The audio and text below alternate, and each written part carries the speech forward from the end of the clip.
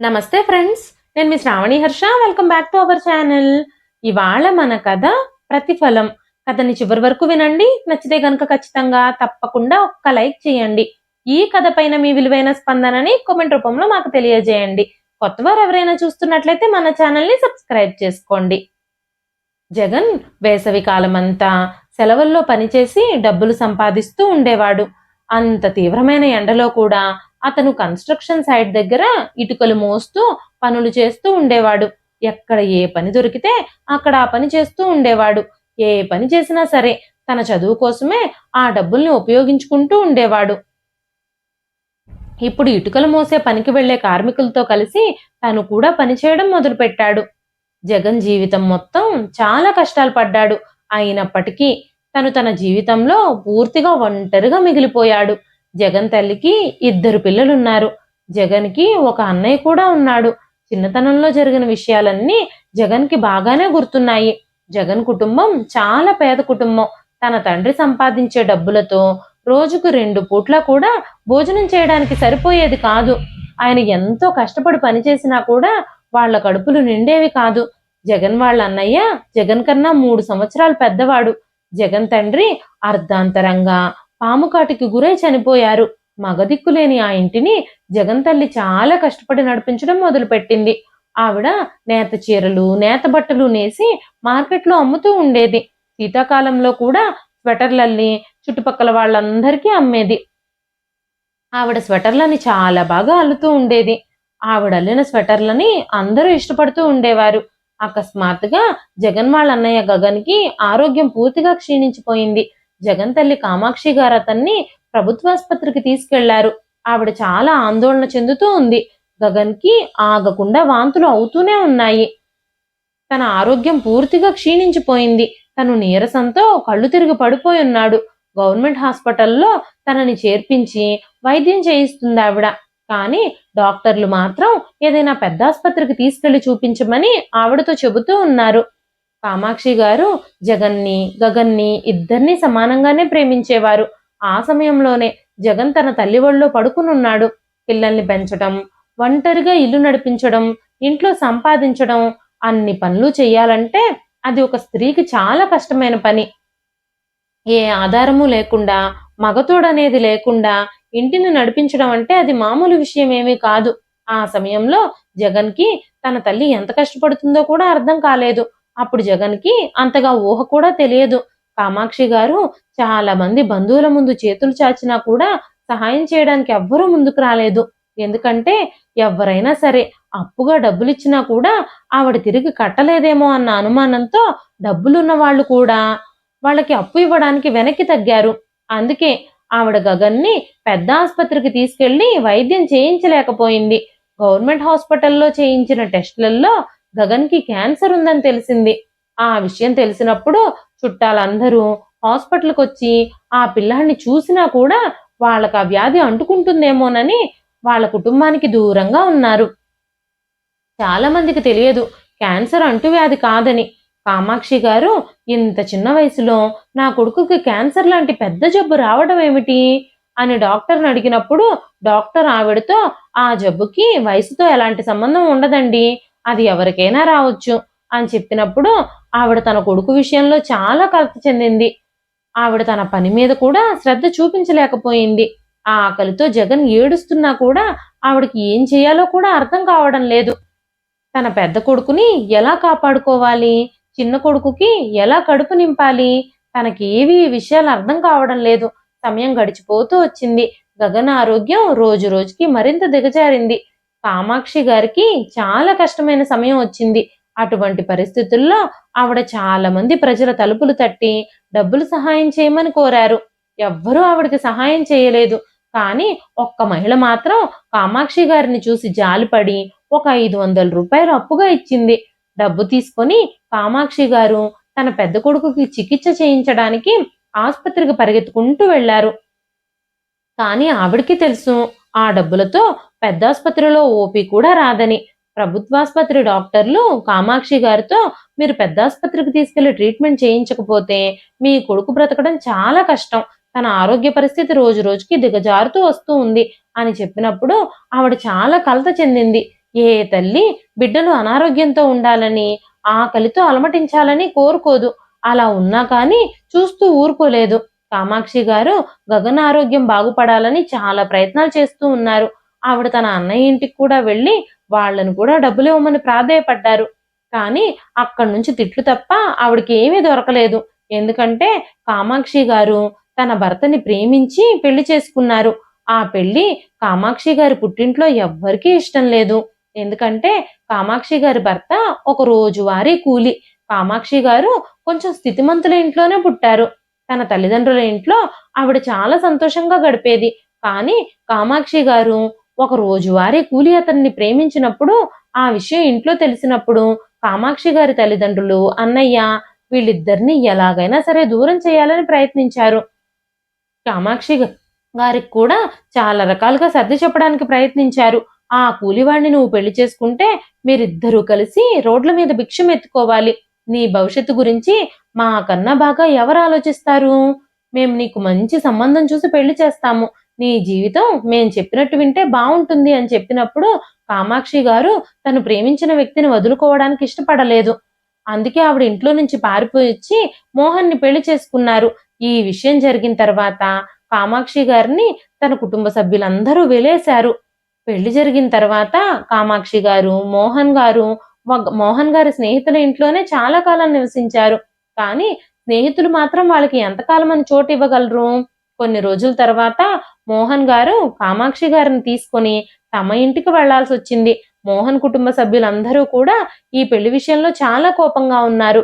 కానీ వాళ్ళ పరిస్థితి చూసి మోహన్ కుటుంబ సభ్యులందరూ వాళ్ళని క్షమించి జాలిపడి ఇంట్లోకి రానిచ్చారు.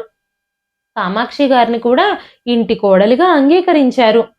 రోజులు కొంచెం ప్రశాంతంగా వెళుతున్నాయి అనుకుంటున్న సమయంలో మోహన్ గారి తల్లిదండ్రులిద్దరూ ఒకరి తర్వాత ఒకరు చాలా తక్కువ వ్యవధిలోనే చనిపోయారు. ఆ తర్వాత మోహన్ గారి పెద్దనాన్నలు, బాబాయిలు ఆ ఇంట్లో వాళ్ళకి కూడా వాటా ఉందని వాటా కోసం వచ్చారు. ఆ ఇంటిని ఎవరికి తగ్గట్టుగా వాళ్ళు విభజించి, ఎవరికి వాళ్ళు భాగాలు వేసుకుని పంచుకొని, ఒక చిన్న భాగము మోహన్ గారికి, తన భార్య కామాక్షి గారికి ఇచ్చారు. ఆ చిన్న భాగంలోనే వాళ్ళు ప్రశాంతంగా జీవిస్తూ ఉన్నారు. కానీ మోహన్ గారు అర్ధాంతరంగా చనిపోవడంతో కామాక్షి గారి పరిస్థితి రోజు రోజుకి క్షీణిస్తూ వచ్చింది. ఆవిడ కొడుకులిద్దరినీ పెంచడం కోసం చాలా పెద్ద పోరాటమే చేయాల్సొచ్చింది. ఆవిడకి సహాయం చేసేవారెవ్వరూ లేరు. ఆవిడ కొడుకుతో సహా ఆస్పత్రి పాలైంది. గవర్నమెంట్ హాస్పిటల్‌లో ఉంటే తన కొడుకు బ్రతకడని ఆవిడ గగన్‌ని ప్రైవేట్ హాస్పిటల్‌కి తీసుకెళ్ళింది. కానీ ఆ ఆస్పత్రిలో డబ్బు తీసుకొస్తేనే చికిత్స చేస్తాం అంటున్నారు. లేదంటే మీ అబ్బాయిని ఇంటికి తీసుకెళ్ళిపోమని చెప్తున్నారు. కామాక్షి గారు తన కొడుకు ఆరోగ్య పరిస్థితి అలా ఉంటే తనని ఇంటికి ఎలా తీసుకువెళ్ళిపోగలుగుతారు? కామాక్షి గారు ఆత్మాభిమానం చంపుకొని రోడ్ల మీద చేతులు చాపి ప్రతి ఒక్కరికి తన కొడుకు పరిస్థితి గురించి చెప్పి వాళ్ళని సహాయం చేయమని అడుగుతూ ఉన్నారు. కొంతమంది ఆవిడ పరిస్థితి చూసి జాలిపడి కొంత డబ్బు సహాయం చేస్తూ ఉన్నారు. ఆ డబ్బుతో కామాక్షి గారు ఆస్పత్రికి చేరుకున్నప్పుడు మీరు డబ్బు తీసుకురావడం లేట్ అవ్వడం వల్ల ట్రీట్మెంట్ ఆలస్యమైపోయి మీ కొడుకు చనిపోయాడు. మీ అబ్బాయిని మీరు ఇక్కడి నుంచి తీసుకెళ్ళిపోవచ్చు అని హాస్పిటల్లో ఉన్న నర్సులు చెప్పారు. ఖరీదైన ఆస్పత్రుల్లో ఇది తరచుగా జరుగుతూనే ఉంటుంది. డబ్బు లేకపోతే రోగి మీద చెయ్యి కూడా వేయరక్కడ డాక్టర్లు. కానీ ఆస్పత్రిలో గగన్ని చేర్పించిన తర్వాత కామాక్షి గారు ఆ డాక్టర్ని చాలా వేడుకున్నారు. నేను ఎలాగైనా సరే నా తల తాకట్టు పెట్టైనా సరే డబ్బులు తీసుకొస్తాను. ఈ లోపుగా మా అబ్బాయికి ట్రీట్మెంట్ చేయండి అంటూ ఆవిడ చాలా ప్రాధేయపడ్డారు. కానీ ఆ డాక్టర్లు గగన్‌కి ట్రీట్మెంట్ ప్రారంభించలేదు. డబ్బు కోసమే ఎదురు చూస్తూ ఉన్నారు. ఇప్పుడంతా ముగిసిపోయింది. కామాక్షి గారు గగన్ మరణంతో చాలా షాక్ అయిపోయారు. ఆవిడ నిలువెల్లా విచారం ఆవహించింది. మొదటగా భర్త అకస్మాత్తుగా ఈ ప్రపంచం నుంచి వెళ్ళిపోయాడు. ఇప్పుడు తన పెద్ద కొడుకు కూడా ఆ భగవంతుడి దగ్గరికి వెళ్ళిపోయాడు. దాంతో ఆవిడ పట్టరాని దుఃఖంతో జగన్‌ని ఒళ్ళో పడుకోబెట్టుకుని ఏడుస్తూ ఉన్నారు. ఇప్పుడు జగన్, కామాక్షి గారు ఒకరికొకరు మద్దతుగా మిగిలారు. కామాక్షి గారికి ఇద్దరు కొడుకులు పుట్టినప్పుడు వాళ్ళు చాలా ఆనందంగా ఉండేవారు. ఇద్దరు కొడుకులు కూడా చాలా అందంగా కనిపించేవారు. గగన్ని, జగన్ని చూసిన వాళ్ళందరూ పిల్లలిద్దరూ చాలా అందంగా ఉన్నారు. మీరెంత అదృష్టవంతులో! భగవంతుడు బంగారం లాంటి బిడ్డల్నిచ్చాడు మీకు అంటూ అందరూ ఆవిడ్ని పొగుడుతూ ఉండేవారు. కానీ కామాక్షి గారి విధిలో ఇంకేదో రాయబడుంది. ఆవిడ తలరాతలో అదృష్టం ఎక్కువ కాలమేం లేదు. ఆవిడ భర్త, పెద్ద కొడుకు ఈ ప్రపంచాన్ని విడిచిపెట్టి వెళ్ళిపోయారు. జగన్ మాత్రమే తల్లికి మద్దతిస్తూ ఉన్నాడు. తల్లిని ఓదార్చడానికి ప్రయత్నించాడు.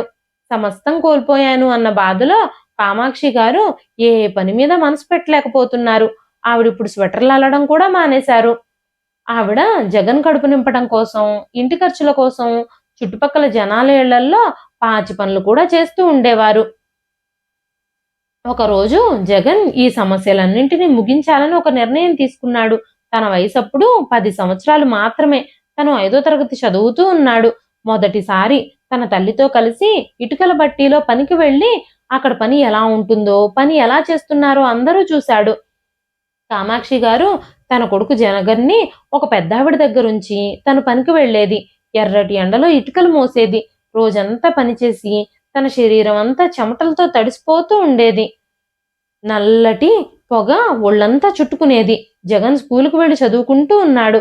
తన తల్లి తనకి ఒక స్కూల్ బ్యాగ్ కూడా కొనలేదు. అయినా సరే సంచిలో పుస్తకాలు పెట్టుకుని వెళ్ళేవాడు జగన్. పలక మీద రాయడం అంటే జగన్కి చాలా ఇష్టం. తనకు చిన్నప్పటి నుంచి స్కూలుకు వెళ్ళడం అంటే కూడా చాలా ఇష్టం. కానీ జగన్ 13 సంవత్సరాల వయసులో తన హృదయంలోని ఆలోచనలన్నీ కప్పిపెట్టేసి తన మృదువైన చేతులతో ఇటుకల్ని ఎత్తడం ప్రారంభించాడు. తన అందమైన ముఖం నల్లగా మారిపోయింది. చిన్నప్పుడు జనాలందరూ చాలా ముద్దుగా ఉన్నావు అంటూ తన అందాన్ని ప్రశంసిస్తూ ఉండేవారు. ఇప్పుడు నల్లటి బొగ్గు రంగులోకి మారిపోయాడు జగన్. ఇప్పుడు అందాన్ని చూసుకోవాలి అన్న ఆశ కూడా జగన్లో కలగడం లేదు. అలా రోజులు గడిచిపోతూ ఉన్నాయి. జగన్కి ఒక పెద్ద కోరిక కూడా ఉండేది. ఆ కోరిక ఏమిటంటే అదే ప్రాంతంలోనే ఒక అమ్మాయిని చూస్తూ జగన్కి చాలా ఎనర్జీ వస్తున్నట్టుగా అనిపిస్తూ ఉండేది. తను అక్కడే నివసించేది. తరచుగా జగన్ వాళ్ళ ఇంటి ముందు నుంచే కాలేజీకి వెళ్ళేది. చిన్నప్పటి నుంచి జగన్ తనని చాలా ఇష్టపడుతున్నాడు. ఆ అమ్మాయి తనకి భార్యగా మారాలని తను చాలా కలలు కంటున్నాడు. ఎలాగైనా సరే తనని తన జీవిత భాగస్వామిగా చేసుకోవాలి అని ఆలోచిస్తూ ఉన్నాడు. ఎందుకంటే చిన్నప్పటి నుంచి జగన్ ఆ అమ్మాయిని చాలా ప్రేమించేవాడు. కొన్నిసార్లు తనకి చాక్లెట్లు తీసుకొచ్చి ఇచ్చేవాడు. కొన్నిసార్లు ఆ అమ్మాయి తన కోసం ఏమైనా గిఫ్ట్లు కూడా తెచ్చిస్తూ ఉండేది. ఆ అమ్మాయి చిన్నప్పుడు చాలా అందంగా ఉండేది. తన పేరు విద్య. తన జుట్టు చాలా పొడవుగా ఉంటుంది. నెమ్మదిగా వాళ్ళిద్దరి మధ్యలో స్నేహం పెరుగుతూ వచ్చింది. విద్య జగన్ని చూసినప్పుడు తను ఒక వింత అభిమానిలాగా ఉన్నాడే అనుకుంటూ ఉండేది. వాళ్ళిద్దరి మధ్యలోనూ మెల్లమెల్లగా ప్రేమ పెరగడం ప్రారంభించింది. విద్య రోజు కాలేజీకి వెళ్ళేటప్పుడు జగన్ ఎవ్వరికీ కనిపించకుండా తనకి సైగలు చేయడం ప్రారంభించాడు. విద్య ఆ సైగలని అర్థం చేసుకుంటూ ఉండేది. అంతేకాకుండా తన మీద ఆయనకున్న ప్రేమను కూడా అర్థం చేసుకోవడం ప్రారంభించింది. వాళ్ళిద్దరూ అప్పుడప్పుడు రహస్యంగా కలుసుకుంటూ ఉండేవారు. విద్య తండ్రికి చిన్న కిరాణా షాప్ ఉండేది. ఆ ప్రాంతంలో ఉన్న జనాలందరూ ఆయన మంచితనం కారణంగా ఆయన్ని చాలా గౌరవిస్తూ ఉండేవారు. ఆయనకు ఆ ప్రాంతంలో చాలా పేరు, మర్యాదలు ఉండేవి. అందువల్లే పేదవాడైనప్పటికీ ఆయనకు చాలా అహంకారం ఉండేది. మొదటిసారిగా జగన్ తన మనసులోని మాటని విద్యతో చెప్పినప్పుడు విద్య ఒక రోజంతా ఏ సమాధానము చెప్పకుండా మౌనంగా ఉంది. అది చాలా పెద్ద విషయం. నా తండ్రికి తెలిస్తే అతను వెంటనే దీన్ని నిరాకరిస్తాడు అని చెప్పగానే జగన్, నువ్వు మీ నాన్న తిరస్కరిస్తావని చెప్తున్నావు కానీ నీ కళ్ళల్లో మాత్రం నిరాకరించడం గురించి గాని తిరస్కరించడం గురించి గాని ఆనవాళ్ళేవి నాకు కనిపించడం లేదు అని చెప్పినప్పుడు విద్య, అవును నేను కూడా నిన్ను ప్రేమిస్తున్నాను. కానీ మా నాన్నంటే నాకు చాలా భయం. నేను ఆయన మాటలకి ఎప్పుడూ ఎదురు చెప్పను అంటూ చెప్పినప్పుడు విద్య మనసులోని ఆ భయాన్ని పోగొట్టడానికి ప్రయత్నించడం మొదలుపెట్టాడు జగన్. ఒకరోజు జగన్ తన తల్లితో విద్య గురించి చెప్పాడు. అమ్మా, విద్య చాలా మంచిది. నన్ను చాలా ప్రేమిస్తుందమ్మా. నువ్వు వాళ్ళ ఇంటికి వెళ్ళి సంబంధం మాట్లాడితే వాళ్ళ నాన్న ఖచ్చితంగా అంగీకరిస్తారు అని చెప్పినప్పుడు కామాక్షి గారు విద్య తండ్రితో ఈ సంబంధం గురించి మాట్లాడాలని నిర్ణయించుకున్నారు. ఏది ఏమైనా సరే కామాక్షి గారికి తన కొడుకు సంతోషమే ముఖ్యం. కాబట్టి విద్య వాళ్ళ తండ్రితో ఈ సంబంధం గురించి మాట్లాడడానికి ఆవిడ సిద్ధంగా ఉంది. జగన్ గుండె బిగ్గరగా కొట్టుకుంటుంది. రాత్రంతా తను నిద్రపోలేదు. రాత్రంతా జగన్ ఆలోచించుకుంటూనే పడుకునున్నాడు. విద్యను పెళ్లి చేసుకోవాలి అనే కల నెరవేరుతుందో లేదో కూడా తెలియదు. తనని నేను చాలా ప్రేమిస్తున్నాను. ఒకవేళ మా పెళ్లి జరగకపోతే, తను నాకు దూరమైపోతే ఎలా బ్రతకాలో కూడా అర్థం కావడం లేదు అంటూ బాధపడుతున్నాడు జగన్. జగన్ చాలా మంచివాడు. అందరినీ గౌరవించే ఒక వ్యక్తి ఒక అమ్మాయిని ఇష్టపడితే ఇలాగే చేస్తాడేమో. తను చాలా గౌరవంగా ఈ సంబంధం కోసం తన తల్లిని ఆ ఇంటికి పంపించాడు. ఇప్పుడిక విద్య నా సొంతం కాకపోతుంది అని జగన్ కలలు కంటూ ఉన్నాడు. మరుసటి రోజు ఉదయం కామాక్షి గారు విద్య వాళ్ళింటికి వెళ్ళి తిరిగి వచ్చేటప్పుడు ఆమె ముఖం కోపంగా ఎర్రగా మారిపోయింది. చాలా కోపంగా ఉన్న కామాక్షి గారిని జగన్ చూసినప్పుడు తను చాలా ఆశ్చర్యపోయాడు. కామాక్షి గారు ఎప్పుడూ శాంతంగానే ఉండే మనిషి. ఎవ్వరి మీద ఆవిడ అకారణంగా కోపం తెచ్చుకోదు. ఏం జరిగింది అంటూ జగన్ తన తల్లిని అడిగినప్పుడు అక్కడ జరిగిన విషయాలన్నీ ఆవిడ చెప్పడం ప్రారంభించింది. కామాక్షి గారు సంబంధం అడగడం కోసం విద్యా వాళ్ళింటికి వెళ్ళి విద్యా వాళ్ళ నాన్నగారితో ఈ విషయం గురించి మాట్లాడినప్పుడు వెంటనే విద్యా వాళ్ళ నాన్న నా కూతుర్ని ఆ ఇటుకల బట్టీలో పడేయడానికి నా మనసు అస్సలు ఒప్పుకోవడం లేదు. నా కూతుర్ని ఆ రోజువారీ కూలీకిచ్చి నేనెప్పటికీ వివాహం చేయను. నా కూతురికి కడుపు నిండా తిండి కూడా పెట్టలేడు. కూటికి గదిలేని మీ కొడుకుకి ప్రేమ కావాల్సొచ్చిందా? మీ స్థాయికి మేమెలా సరిపోతామని మీరు ఇంత ధైర్యం చేసి ఈ సంబంధం అడగడానికి మా ఇంటి దాకా వచ్చేశారు. చదువు సంధ్య లేని ఇటుకలు మోసుకునే నీ కొడుకుకి కాలేజీ చదువులు చదవడానికి వెళుతున్న నా కూతుర్ని అడగడానికి అసలు మీకు కొంచెమైనా బుద్ధి ఉండాలి కదా అని మాట్లాడుతూ ఉన్నప్పుడు కామాక్షి గారికి చాలా ఏడుపొచ్చేసింది. కామాక్షి గారిని ఆయన మాత్రమే కాకుండా ఆయన భార్య కూడా నోటికొచ్చినట్టు మాట్లాడింది. మరోసారి మా గుమ్మంలో అడుగు పెట్టకండి, మా ఇంటి వైపు కన్నెత్తి కూడా చూడకండి అంటూ నా ముఖం మీద తలుపులు మూసేశారు అని కామాక్షి గారు ఏడుస్తూ చెబుతూ ఉన్నారు కొడుకుతో. ఈ విషయాలన్నీ తల్లి నోటిలో నుంచి వింటూ ఉన్నప్పుడు జగన్కి చాలా కోపం వచ్చేసింది. అతను కోపంగా ఊగిపోతూ విద్యా వాళ్ళింటికి వెళ్ళడానికి బయలుదేరాడు. వెంటనే కామాక్షి గారు జగన్ చేయి పట్టుకుని ఆపి, బాబు, నేను నీకెప్పుడూ అలాంటి పనులు నేర్పించలేదు. నువ్వు నీ సహనాన్ని అస్సలు కోల్పోవద్దు అంటూ జగన్ని ఆపారు. ఆ తర్వాత చాలా రోజులు జగన్ డిప్రెషన్లోకి వెళ్ళిపోయాడు. తన ముఖం అద్దంలో చూసుకున్నప్పుడల్లా నిజంగా నేను తక్కువ వాణ్ణి, బికారి వాణ్ణి అని అనిపిస్తూ ఉంది తనకి. నాకు ప్రేమించే అర్హత కూడా లేదు అని అనుకోవడం మొదలుపెట్టాడు జగన్. మెల్లమెల్లగా రోజులు గడిచే కొద్దీ విద్య జగన్ని మనస్ఫూర్తిగా ప్రేమించినప్పటికీ తన ఇంట్లో వాళ్ళ బలవంతం వల్ల జగన్తో మాట్లాడడం కూడా ఆపేసింది. తన తల్లిదండ్రుల మాటకి విలువ ఇవ్వాల్సి వచ్చింది. కాలేజీకి వెళ్ళేటప్పుడు కూడా జగన్ వైపు కన్నెత్తి కూడా చూసేది కాదు. వీలైనంత వరకు జగన్ని దూరం పెట్టడానికే ప్రయత్నిస్తూ ఉండేది.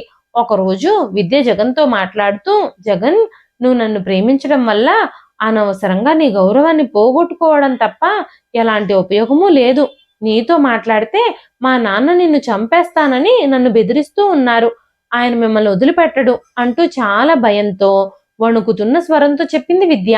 ఆ తర్వాత రోజు నుంచి విద్య కాలేజీకి వెళ్లే రూట్ను కూడా మార్చేసింది. జగన్కి ఎదురుపడ్డం కూడా తను మానేసింది. ఎప్పుడైనా అకస్మాత్తుగా ఎదురుపడినప్పుడు జగన్ విద్య ముఖంలోకి చూస్తూ ఉండేవాడు. కానీ విద్య మాత్రం మెల్లగా ముఖం తిప్పుకునేది. ముందుకు వెళ్ళాక వెనక్కి తిరిగి చూస్తూ ఉండేది. జగన్ ఆ రోజే ఒక పెద్ద నిర్ణయం తీసుకున్నాడు. ఎలాగైనా సరే విద్య వాళ్ళ నాన్న స్వయంగా వచ్చి తన కూతుర్ని పెళ్లి చేసుకోమని తనని అడిగేలా చేసుకుంటాను అని మనసులో దృఢంగా నిశ్చయించుకున్నాడు. నా పేదరికాన్ని ఎలాగైనా ముగించి నేను గొప్ప వ్యక్తిగా ఎదగాలి అని ఆలోచించాడు జగన్. జగన్ దగ్గర ఒక పాత ఫోన్ ఉంది. దాంట్లో ఏమీ ఓపెన్ అయ్యేవి కాదు. ఆ పాత ఫోన్ని అమ్మేసి ఇన్స్టాల్మెంట్లో స్మార్ట్ ఫోన్ ఒకటి తీసుకున్నాడు జగన్. ఆ విషయం తెలిసినప్పుడు కామాక్షి గారు కూడా జగన్ని చాలా తిట్టారు. ఇటుకల బట్టీలో పనిచేసే మనిషికి స్మార్ట్ ఫోన్తో ఏం ఉపయోగం, అనవసరంగా డబ్బులు ఎందుకు వృధా చేస్తున్నావు అంటూ తిట్టినప్పుడు జగన్ ఆ మాటల్ని ఏమీ పట్టించుకోలేదు. ఉదయం అంతా ఇటుకల బట్టీలో పనిచేసి రాత్రి ఇంటికి చేరుకున్నప్పుడు తన ఒళ్ళంతా చాలా నొప్పిగా ఉండేది. కానీ తను విశ్రాంతి తీసుకోవడానికి, నిద్రపోవడానికి బదులుగా ఫోన్ ఓపెన్ చేసి యూట్యూబ్లో కొత్త విషయాలు నేర్చుకోవడానికి చాలాసార్లు ప్రయత్నిస్తూ ఉండేవాడు. జగన్కి ఒక స్నేహితుడు కూడా ఉన్నాడు. చిన్నప్పుడు జగను తను కలిసి చదువుకున్నారు. జగన్కున్న ఇంట్రెస్ట్ వల్ల పరీక్షలైతే రాయలేదు కానీ జగన్ ప్రతి తరగతి పుస్తకాలు తన స్నేహితుడి దగ్గర రోజు రాత్రి చదువుతూనే ఉన్నాడు. అతని దగ్గర నుంచి చాలా విషయాలు నేర్చుకున్నాడు జగన్. తనకి ఖాళీ ఉన్న సమయంలో మొబైల్ ద్వారా కొత్త కొత్త విషయాలు నేర్చుకోవడానికి తను సహాయం చేస్తున్నాడు. ఆ స్నేహితుడు ఇటుకల బట్టీలో పని చేయడం లేదు, బాగా చదువుకున్న వ్యక్తి తను. కానీ జగన్తో పాటు కూర్చుని తనకి ప్రతిదీ నేర్పిస్తూ ఉంటాడు. జగన్ కష్టపడ్డం చూసిన వాళ్ళందరూ వీడు పనికిరాని పనులు చేస్తున్నాడు, ఎప్పుడూ ఖాళీ ఉన్నప్పుడల్లా ఆ ఫోన్నే చూస్తూ ఉంటాడు, ఏదో గొప్పవాడైపోవాలని కలలు కంటున్నట్టున్నాడు. ఈ కలలు తనని మరింత పేదరికంలోకి నెట్టేస్తాయి. పని మీద శ్రద్ధ లేకపోతే ఇప్పుడు తినే తిండి కూడా దొరకదు. పేదవాళ్ల కలలు నెరవేరినట్టుగా చరిత్రలోనే లేదు. తన సంపాదనతో ఇల్లు గడవడమే కష్టమైతే ఈ ఫోన్లు, ఆన్లైన్లు, కోర్సులు ఇవన్నీ ఎలా సాధ్యమవుతాయి అంటూ ఎగతాళి చేస్తూ ఉండేవారు. కానీ జగన్ ఏ ఒక్కరి మాటల్ని తన మనసుకు తీసుకోలేదు. అర్ధరాత్రి సమయంలో తను మేల్కొనేవాడు. తన జీవితంలో కొత్త వెలుగొస్తుందని తను ఆశపడుతూ ఉండేవాడు. ఏమీ అర్థం కాకపోయినా మళ్ళీ మళ్ళీ నేర్చుకునేవాడు.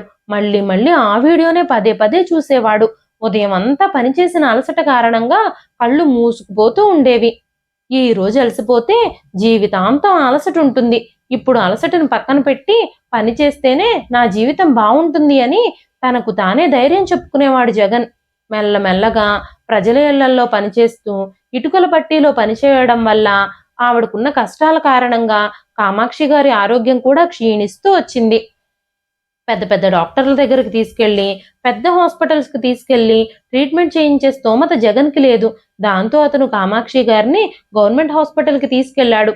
అక్కడ డాక్టర్లు పరీక్షలు చేసి మందులు కూడా రాసిచ్చారు. కానీ చాలా వ్యాధులను చుట్టుముట్టడంతో ఒకరోజు ఆవిడ కూడా ఈ ప్రపంచాన్ని విడిచిపెట్టి వెళ్ళిపోయింది. ఇప్పుడు జగన్ ఒంటరి వాడైపోయాడు. తనకిప్పుడు ఒక చిన్న పాత ఇల్లు, పాత మంచము, ఒక పాత స్నేహితుడు తప్ప నా అనుకునే వాళ్ళెవ్వరూ లేరు. తన తల్లి లేకుండా ఆ ఇల్లంతా శూన్యంగా అనిపించింది తనకి. తన కుటుంబం అంతా తనను విడిచిపెట్టేసింది. జగన్ మనసంతా వేదనతో నిండిపోయింది. కానీ జగన్ తనకి తానే ధైర్యం చెప్పుకోవడం మొదలుపెట్టాడు. ఏదో ఒక రోజు నేను కూడా ఈ లోకాన్ని విడిచిపెట్టి వెళ్ళిపోవాలి. కానీ ఇప్పటికి నేను సజీవంగా ఉన్నాను. నేను సజీవంగా ఉన్నంత వరకు రోజంతా కష్టపడి పనిచేయాలి అని ఆలోచించాడు. రోజంతా కష్టపడి పనిచేసి సాయంత్రం తన జీతం పొందుతూ ఉండేవాడు. రాత్రంతా తను అధ్యయనం చేయడానికి కూర్చునేవాడు. నేను ఎప్పటికైనా ధనవంతుణ్ణి కాగలనా? విద్య వాళ్ళ నాన్నగారికి సమాధానం చెప్పే రోజు అసలు నా జీవితంలో వస్తుందా? నా తల్లికి జరిగిన ప్రతి అవమానానికి ప్రతీకారం తీర్చుకునే అవకాశం నాకు వస్తుందా అని ఆలోచిస్తూ ఉండేవాడు. విద్య తండ్రి తన కూతుర్ని పెళ్లి చేసుకోమని స్వయంగా ఆయనే వచ్చి జగన్ని అడగాలని జగన్ ఆశపడుతూ ఉన్నాడు. ఈ రోజు జగన్, ఒక రోజున మీరు నన్ను తిరస్కరించిన అదే కార్మికుణ్ణి నేను. ఇప్పుడు మీరే స్వయంగా మీ కూతుర్ని నాకిచ్చి పెళ్లి చేయాలనుకుంటున్నారు. జీవితం ఎప్పుడైనా ఎలాగైనా మారుతుంది, కానీ మీరు చేసిన అవమానం మాత్రం అలాగే మిగిలిపోతుంది అని ఆయనకి సమాధానం చెప్పాలి అని అనుకున్నాడు. సమయం గడిచిపోతూ ఉంది. విద్య చదువు పూర్తయిపోతే విద్య వాళ్ళ నాన్న విద్యకి వేరే సంబంధం ఏదైనా చూసేసి పెళ్లి చేసేస్తాడేమోనని విద్య భయపడుతూ ఉండేది. నేను ఆలస్యం చేస్తే ఎప్పటికీ ఒంటరిగా మిగిలిపోతానని జగన్ కూడా భయపడుతూ ఉండేవాడు. ఆ ఒంటరితనమే ఇప్పుడు జగన్లో చాలా ధైర్యం నింపింది. కష్టపడి పనిచేయడం ద్వారా ఏదైనా సాధించొచ్చు. తన పేదరికాన్ని జగన్ తన బలంగా మార్చుకోవాలని అనుకున్నాడు. ఒకరోజు విద్య జగన్ని కలవడానికి వచ్చింది. విద్యని చూడగానే జగన్ చాలా భయపడిపోయాడు. విద్య కూడా చాలా ఏడుస్తూ ఉంది. విద్య జగన్తో మాట్లాడుతూ, అప్పుడప్పుడు వాళ్ళు కలుసుకునే ఒక సీక్రెట్ ప్లేస్ లో వాళ్ళిద్దరూ కలుసుకున్నారు. ఆ ప్లేస్ కి రమ్మని విద్య జగన్ కి కబురు చేసింది. విద్య ముఖం మీద ఎప్పుడు చూసినా చిరునవ్వే ఉండేది. అలాంటిది ఇప్పుడు తన ముఖంలో కన్నీళ్లున్నాయి. కళ్ళల్లో ఒక వింత భయం, ఒక వింత అసౌకర్యము ఉంది. తను ఏదో చెప్పాలనుకుంటుంది, కానీ పదాల కోసం వెతుక్కుంటూ ధైర్యాన్ని కూడా తీసుకోవడానికి ప్రయత్నిస్తూ ఉంది. మొదటగా జగన్ పెళ్లి కోసం తన తల్లిదండ్రులు గాని విద్య ఒప్పించిందేమోనని, లేదంటే ఇంట్లో వాళ్ళందరినీ కాదనుకుని తనతో పాటు వచ్చేస్తానంటుందేమోనని అనుకున్నాడు. కానీ విద్య చెప్పిన విషయం విని జగన్ కూడా ఆశ్చర్యపోయాడు. విషయం ఏమిటంటే తనకు ఒక పెళ్లి సంబంధం వచ్చింది. ఆ అబ్బాయి ఒక డాక్టరు. వెంటనే విద్య ఏడుస్తూ, "నేను నిన్ను చాలా ప్రేమిస్తున్నాను జగన్. నిన్ను తప్ప ఎవ్వరిని నేను పెళ్లి చేసుకోలేను. కానీ మా ఇంట్లో వాళ్ళందరూ నన్ను ఆ డాక్టర్ సంబంధం చేసుకోమని బలవంతం చేస్తున్నారు. అందుకే నేను ఆ సంబంధానికి ఒప్పుకోవాల్సొచ్చింది" అని చెప్పినప్పుడు జగన్ కాళ్ళ కింద నేల జారిపోయినట్టు అనిపించింది. జగన్ ఎక్కువసేపు తనతో మాట్లాడలేదు. విద్యనే చూస్తూ ఉండిపోయాడు. వెంటనే విద్య, "నాకిప్పుడు ఒక్క సంవత్సరం మాత్రమే సమయం ఉంది. 6 నెలల్లో నా చదువు పూర్తయిపోతుంది. మరో 6 నెలల తర్వాత నా పెళ్లి చేయాలని ఇంట్లో నిర్ణయించారు. ఈ సంవత్సర కాలంలో నువ్వు ఏదైనా చేయగలిగితే చెయ్యి. లేదంటే నేను ఆ అబ్బాయినే పెళ్లి చేసేసుకుంటాను. ఇక నా దగ్గర వేరే ఆప్షన్ లేదు" అంటూ జగన్ వైపు చూసింది. జగన్ కళ్ళల్లోకే చూస్తూ తను ఏడవడం ప్రారంభించింది. విద్య కూడా జగన్‌ని ఎంతగానో ప్రేమిస్తుంది. వెంటనే జగన్, "నువ్వసలు ఈ సంబంధానికి ఎందుకు ఓకే చెప్పావు? నువ్వు నన్ను తప్ప నువ్వు ఇంకెవ్వరిని పెళ్లి చేసుకోనని మీ నాన్నతో దృఢంగా చెప్పేసుండొచ్చు కదా" అని అనగానే విద్య ఏడుస్తూ, "ఏం చేయమంటావు నన్ను? నేనొక కార్మికుడిని ప్రేమించాను. తనతో నా జీవితం దుర్భరంగా ఉంటుందని నా తల్లిదండ్రులు భావిస్తున్నారు. నేను ఇంట్లో వాళ్ళని ఒప్పించడానికి ప్రయత్నించి అలసిపోయాను. సమాజం ముందు, కుటుంబ సభ్యుల ముందు నా ప్రయత్నాలన్నీ ఓడిపోయాయి" అని మాట్లాడుతూ ఉన్నప్పుడు, "జగన్, నీకిన్ని విషయాలు తెలిసినప్పుడు నువ్వు ఒక కార్మికుడిని ఎందుకు ప్రేమించావు? తనకి నీ మీద ఆశలెందుకు పుట్టించావు" అని అడగగానే విద్య నిశ్శబ్దంగా నిలబడిపోయింది. తన కళ్ళల్లో కన్నీళ్లు కూడా ఉన్నాయి. జగన్ మనసులో తుఫానులాగా ఆలోచనలు ఎగిసిపడుతూ ఉన్నాయి. జగన్ అక్కడి నుంచి వెనక్కి తిరిగి వచ్చేశాడు. అతడు మౌనంగా ఉన్నాడు, కానీ తన మనసంతా ముక్కలు ముక్కలుగా విరిగిపోయినట్టుగా అయిపోయింది. తన జీవితం అంతా చీకటిగా మారిపోయినట్టుగా అనిపించింది. ఎవ్వరూ ఎప్పుడూ తనకి సొంతం కాదు అని ఆలోచించడం మొదలుపెట్టాడు జగన్. ఆ రాత్రంతా జగన్ అస్సలు నిద్రపోలేదు. ఏవేవో ఆలోచనలు తన మనసు చుట్టూ తిరుగుతూ ఉన్నాయి. ఉదయం తను పనికి వెళ్ళినప్పుడు, తన స్నేహితులతో తను ఈ విషయం గురించి చెప్పినప్పుడు, తన స్నేహితులందరూ తనని చూసి నవ్వడం మొదలుపెట్టారు. జగన్ని చూసి నవ్వుతూ వాళ్ళందరూ, "మన బ్రతుకులకి పెద్ద పెద్ద కలలు కననే కూడదు. ఉన్న దాంట్లోనే సరిపెట్టుకోవాలి జగన్. పని చేసి చేసి అలసిపోయి రాత్రంతా ఫోన్ ముందేసుకుని కూర్చుంటే నీ ఆరోగ్యం కూడా పాడైపోతుంది. ఇప్పటికే నీ మొహం చూడు ఎలా పాలిపోయిందో. నీ కళ్ళు కూడా లోపలికి వెళ్ళిపోయాయి" అంటూ మాట్లాడినప్పుడు జగన్ ఆలోచించడం మొదలుపెట్టాడు. నిన్న విద్య చెప్పిన విషయం జగన్‌కి గుర్తుకొచ్చి, "విద్య, జగన్‌తో నీకొక సంవత్సరం మాత్రమే టైం ఉంది. ఆ సంవత్సరంలో ఏదో ఒకటి చెయ్యమంటూ చెప్పింది. సంవత్సరంలో అసలేం జరుగుతుంది? సంవత్సరంలో తనసలు ఏం చేయగలడు? తను చదువుకోను కూడా చదువుకోలేదు. చదువుకోకుండా తనకి ఎలాంటి పెద్ద ఉద్యోగమూ రాదు. కానీ జగన్ ఆన్‌లైన్‌లో సాఫ్ట్‌వేర్ కోర్స్ మాత్రం నేర్చుకుంటూ ఉన్నాడు.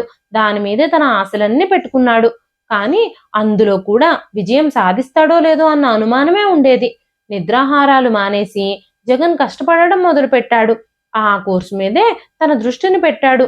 తను ఆన్‌లైన్‌లో ఒక వెబ్‌సైట్ క్రియేట్ చేయడానికి తన స్నేహితుడు తనకొక పాత ల్యాప్‌టాప్ కూడా ఇచ్చాడు. ప్రతిరోజు కొత్త యుద్ధంతో పోరాడుతూనే ఉన్నాడు జగన్. ప్రతిరోజు విద్య మాటలు గుర్తుకొచ్చి తనలో కసి ఇంకా ఇంకా పెరుగుతూనే వచ్చింది. ప్రతి ఒక్కరి జీవితంలోనూ దుఃఖం, బాధ అన్నీ ఉంటాయి. కానీ మన పక్కన ఓదార్చేవారు, మన భుజం తట్టి ధైర్యం చెప్పేవారు లేనప్పుడు అవి ఇంకా ఇంకా ఎక్కువైపోతూ ఉంటాయి. ఇప్పుడు జగన్ పరిస్థితి కూడా అలాగే ఉంది. తనిప్పుడు ఒంటరివాడిలా మిగిలిపోయాడు. తను చేసిన తప్పేమిటంటే పేదవాడిగా జన్మించడం. అంతకంటే పెద్ద తప్పేమిటంటే ఒక అమ్మాయిని ప్రేమించడం. తను కష్టపడుతూనే 8, 9 నెలలు ఎలా గడిచిపోయాయో తెలియలేదు. కానీ ఆ సమయంలో తన జీవితంలో ఎలాంటి మార్పుని చూడలేదు జగన్.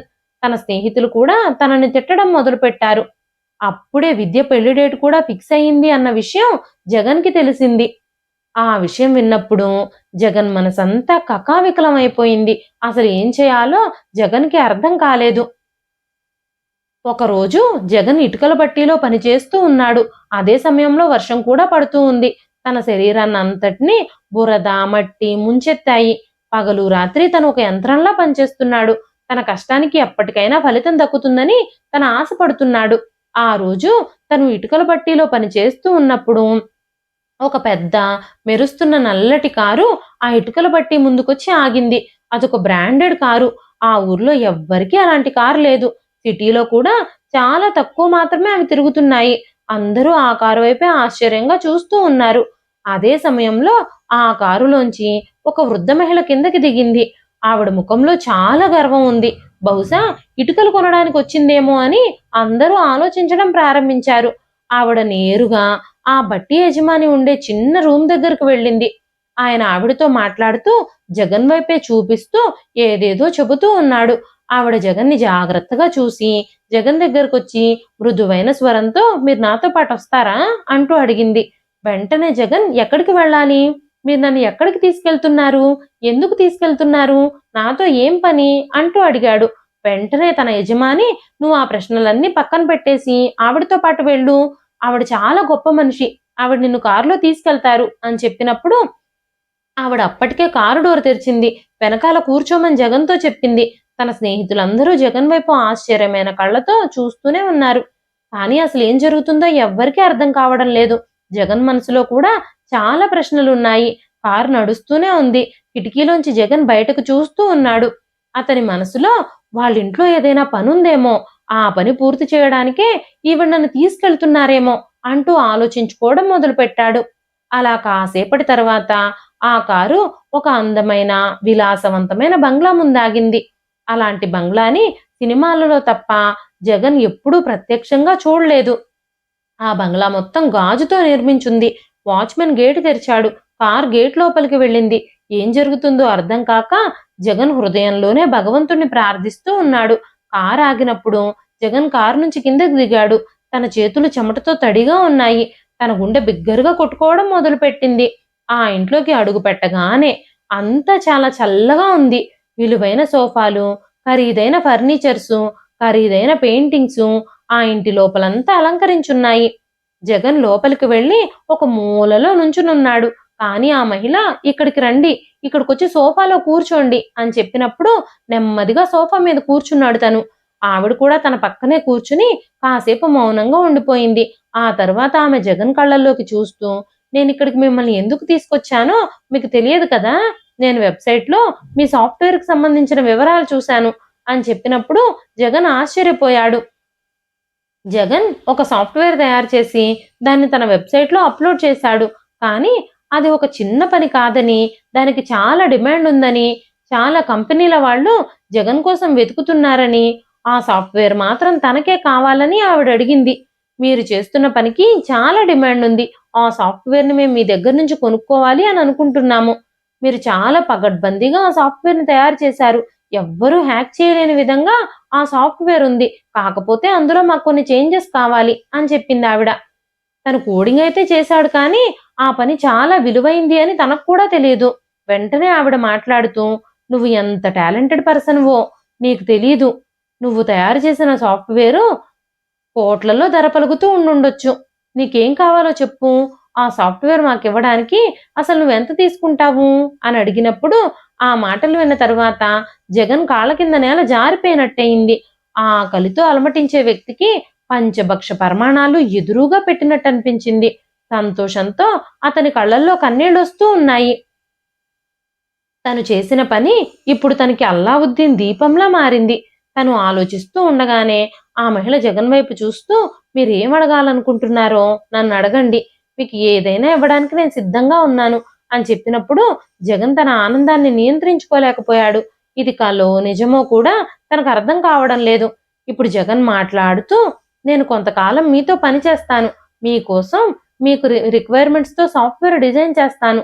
కానీ నాకొక కోరికుంది అని చెబుతూ ఉన్నప్పుడు నీకిప్పుడు ఈ విషయం వల్ల చాలా డబ్బు దొరుకుతుంది.